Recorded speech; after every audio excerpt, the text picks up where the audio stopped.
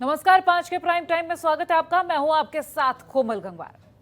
मुफ्त में मिली चीज किसे नहीं पसंद। मुफ्त में अगर कोई आपको लैपटॉप, साइकिल, स्कूटी, मोबाइल दे तो कोई कैसे मना कर सकता है। खासकर जब चुनाव आते हैं तो मुफ्तखोरी एक महामारी की तरह फैल जाती है। कोई फ्री में लैपटॉप देने का वादा करता है तो कोई लड़कियों के लिए साइकिल और स्कूटी, तो कोई फ्री राशन और कहीं स्मार्टफोन।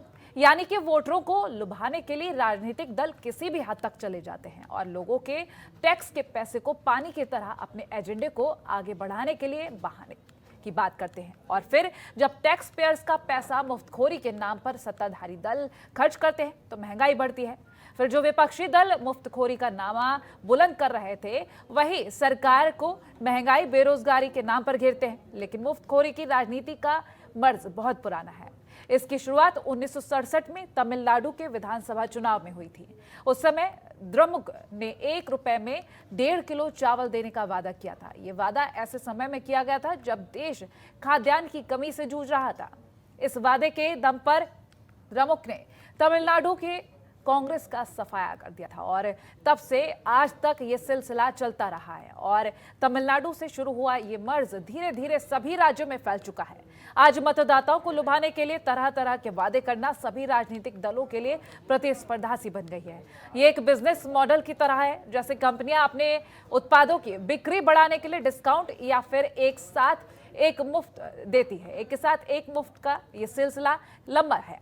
वैसे ही राजनीतिक दल भी वोटरों को एक कस्टमर समझकर मुफ्त अनाज, मुफ्त बिजली पानी, मुफ्त लैपटॉप जैसे चुनावी वादे उनके चुनावी घोषणा पत्रों में शामिल करते हैं।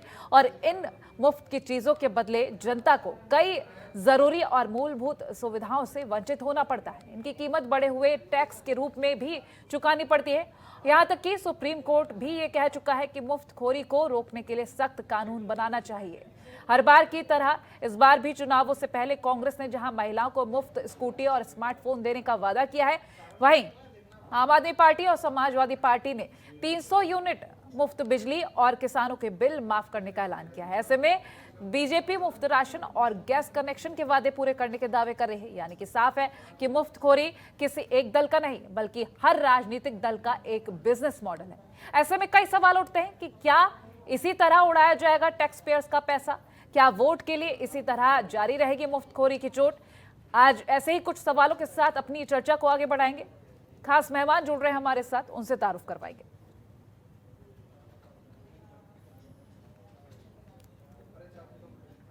तो लगातार बढ़ रही है महंगाई और लोगों की परेशानियां उससे भी ज्यादा बढ़ रही हैं, क्योंकि जो महंगाई बढ़ रही है कहीं ना कहीं टैक्स को लेकर जो सवाल खड़े होते हैं। और अब जब चुनाव नजदीक है तो ऐसे में हर दल अपनी तरफ से एक नई घोषणा कर रहा है, लेकिन आखिर उसके लिए पैसा कहां से आएगा? जो टैक्स पे किया जा रहा है उसी में उड़ा दिया जा रहा है? ये तमाम सवाल खड़े हो रहे हैं। खास पैनल जुड़ा हुआ है। बीजेपी प्रवक्ता प्रियंका पांडे जुड़ गई हैं, कांग्रेस प्रवक्ता डॉली शर्मा जुड़ी हैं और सपा प्रवक्ता डॉक्टर अभिषेक राय जुड़े हैं। सबसे पहला रुख कर लेते हैं हम कांग्रेस प्रवक्ता डॉली शर्मा का। डॉली जी, क्या लग रहा है आपको, लगातार जिस तरह से महंगाई बढ़ रही है और फिर इस बीच जनता को लुभाने के लिए ये ऐलान किए जाते हैं कि लैपटॉप, स्मार्टफोन और तरह तरह की चीजों से लुभाने की जो कोशिश की जाती है, लोगों का जो पैसा है क्या इसी चीज में जाया किया जाएगा?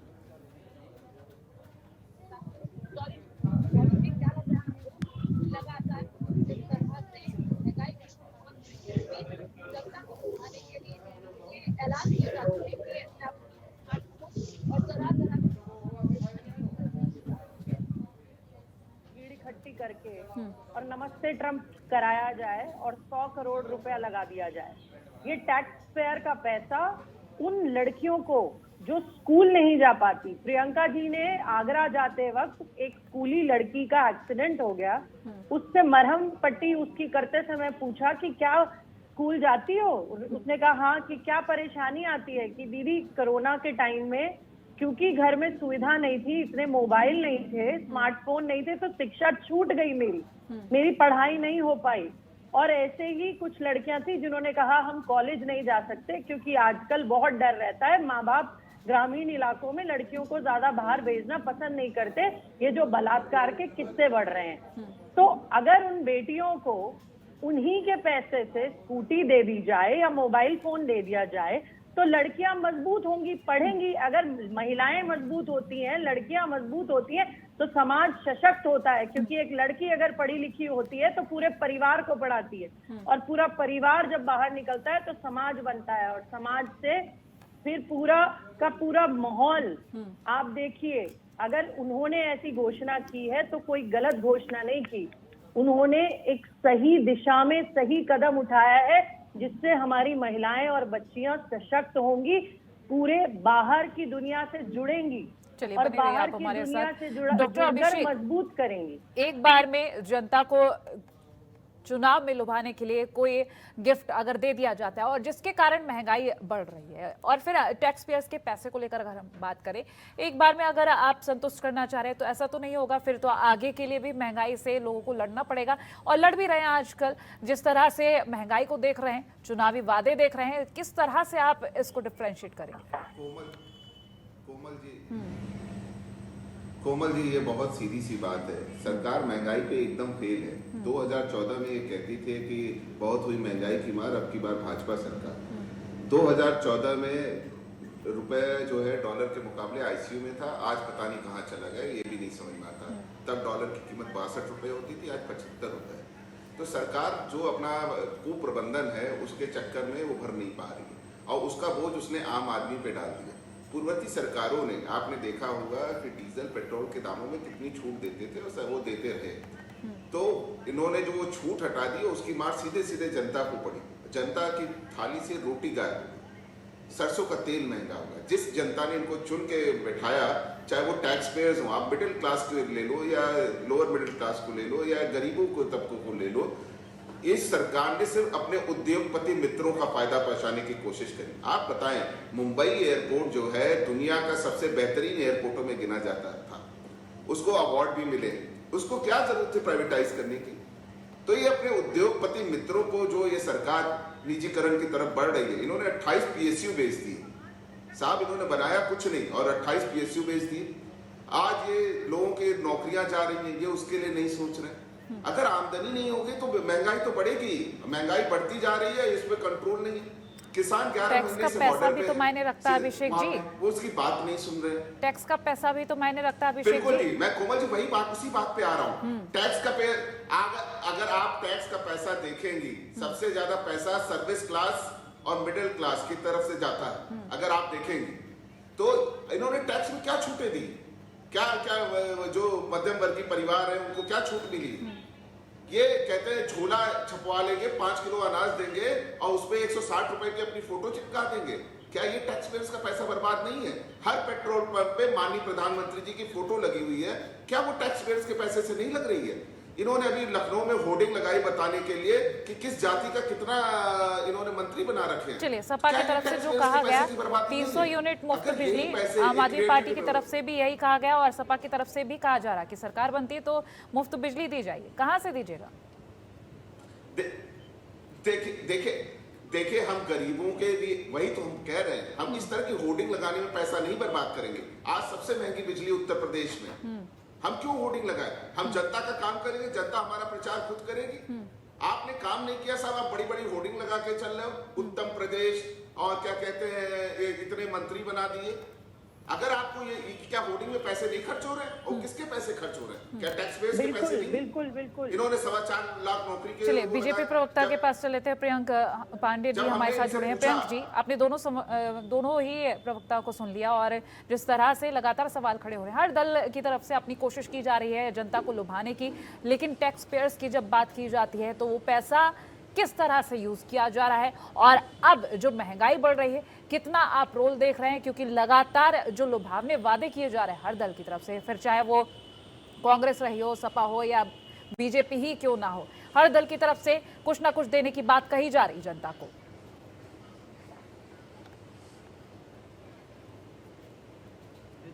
डागी जी ने कहा कि आज जो है आप, मेरी आवाज इको हो रही है। उनकी आवाज नहीं आ रही है, मैं सुन नहीं पा रही हूँ। आवाज इको हो रही है। ठीक, प्रियंक जी आप बने रहिए। डॉक्टर अभिषेक, फिलहाल प्रियंक जी के पास जाएंगे, कुछ टेक्निकल इश्यूज सॉर्ट आउट हो रहे हैं, उस बीच आपसे जान लेते हैं कि वादे किए जा रहे हैं, लेकिन उनको निभाने के लिए भी काफ़ी कुछ करना होता है।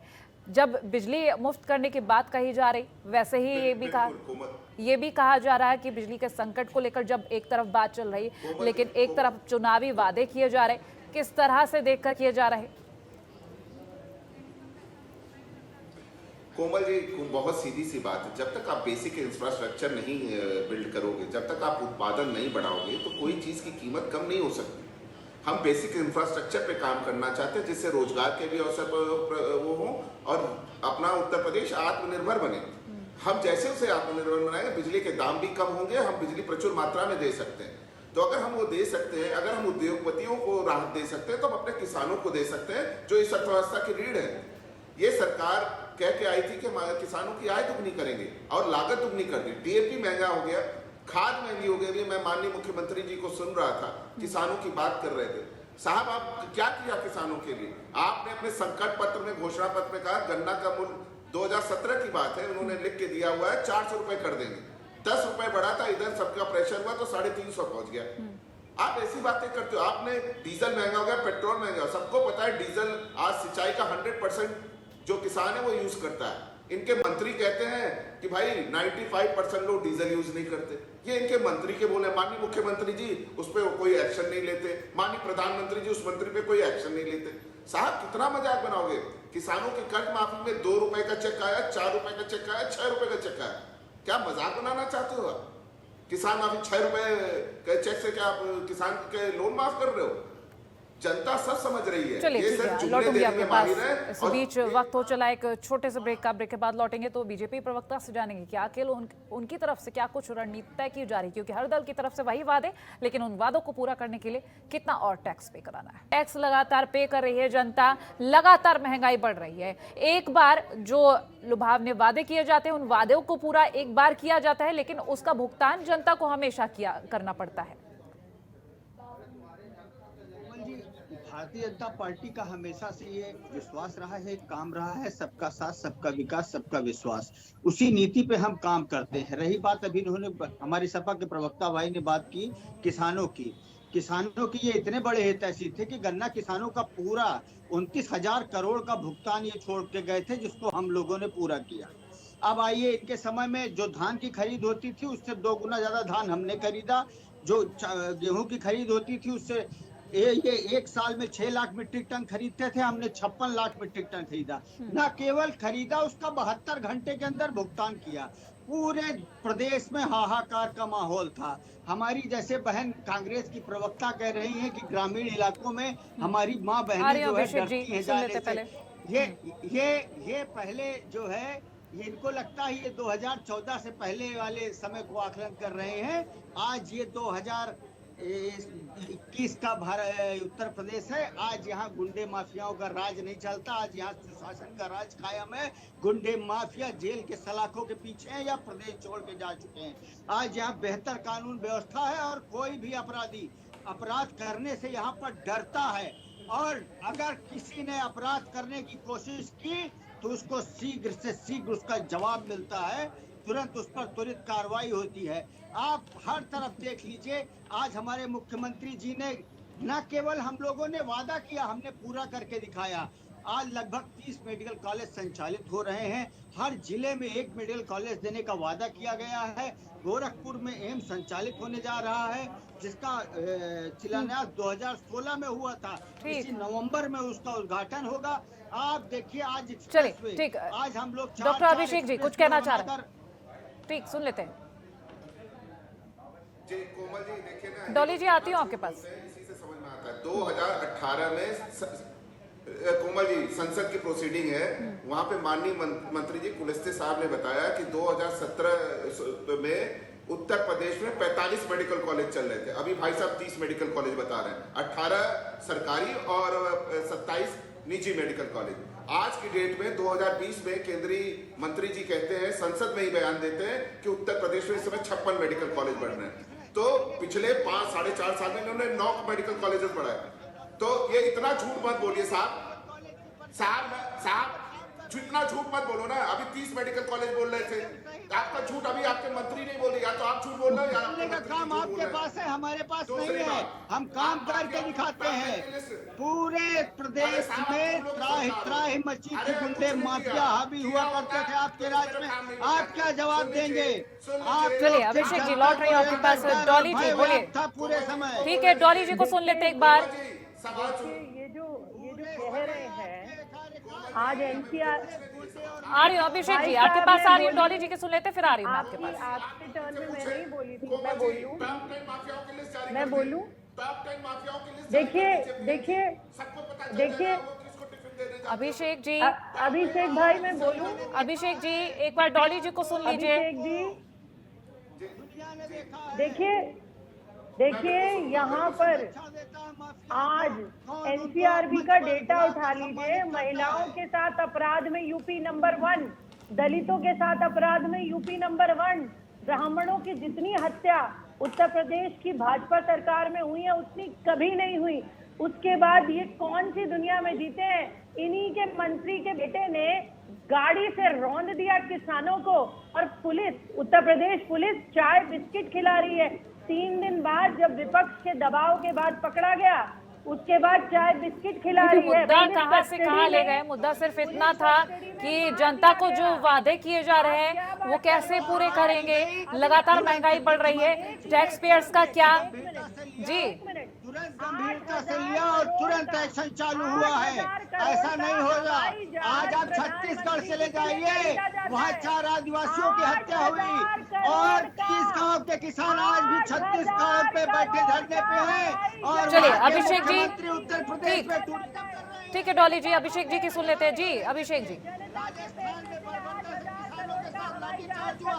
कोमल जी अभी ये बात कर रहे थे, सुप्रीम कोर्ट ने बड़ी तल्ख टिप्पणी करी इनके ऊपर, स्वसंज्ञान लिया लखीमपुर खीरी के घटना में, और 302 के मुर्जिम के साथ इस तरह का पक्षपात उत्तर प्रदेश की सरकार करती है।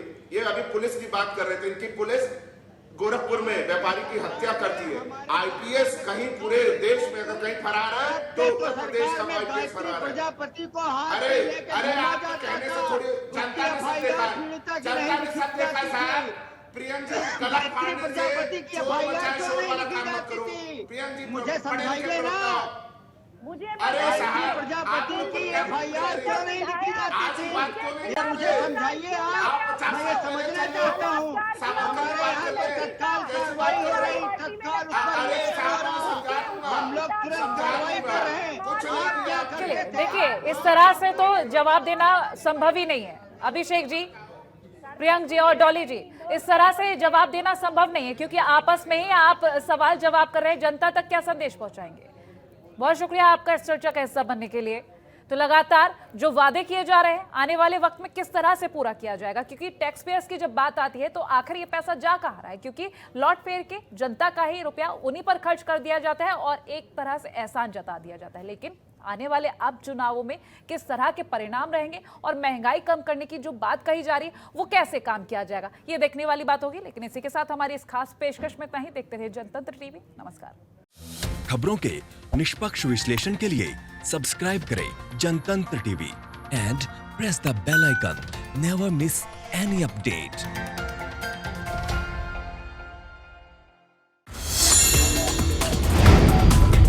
Download the Janatantra TV app, available on Google Play and App Store. Download it now.